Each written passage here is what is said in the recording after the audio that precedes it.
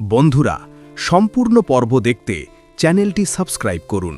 ভবতোষ প্রামাণিক মেঘার বাবা, বাপ মেয়ের গোপন মিটিং দেখে ফেলল আয়ুষ কুসুম।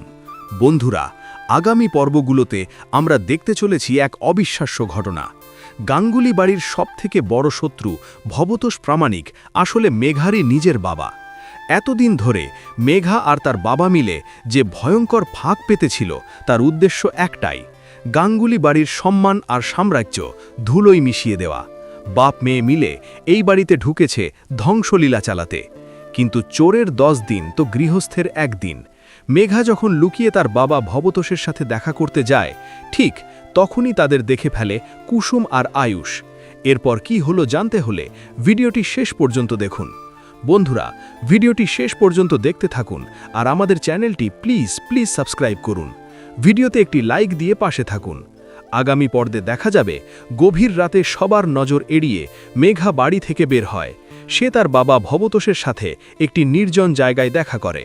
সেখানে ভবতোষ মেঘাকে নতুন করে বুদ্ধি দেয়, কিভাবে ইন্দ্রাণী দেবীর ব্যবসায় ক্ষতি করতে হবে এবং আয়ুষকে হাতের মুঠোয় রাখতে হবে।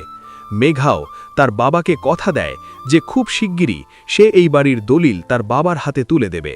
কিন্তু মেঘা কল্পনাও করতে পারেনি যে তার পিছু কেউ নিয়েছে। ঠিক সেই সময় ওই রাস্তা দিয়ে যাচ্ছিল আয়ুষ আর কুসুম। হঠাৎ আয়ুষের নজরে পড়ে অন্ধকারের মধ্যে ভবতোষ প্রামাণিক কার সাথে যেন কথা বলছে। কৌতূহলবশত আয়ুষ আর কুসুম একটু এগিয়ে যায়, আর তখনই তাদের পায়ের মাটি সরে যায়। তারা স্পষ্ট দেখতে পায় ভবতোষের সাথে দাঁড়িয়ে আর কেউ নয়, স্বয়ং মেঘা। আয়ুষ নিজের চোখকে বিশ্বাস করতে পারে না।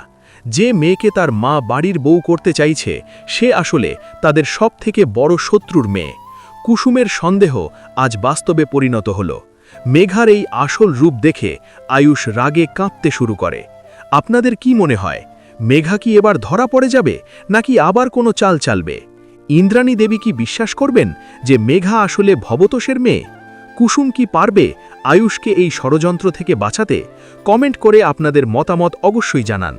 সিরিয়ালের এমন সব এক্সক্লুসিভ আপডেট এবং অজানা সব তথ্য সবার আগে পেতে এখনই আমাদের চ্যানেলটি সাবস্ক্রাইব করুন এবং পাশের বেল আইকনটি প্রেস করতে ভুলবেন না।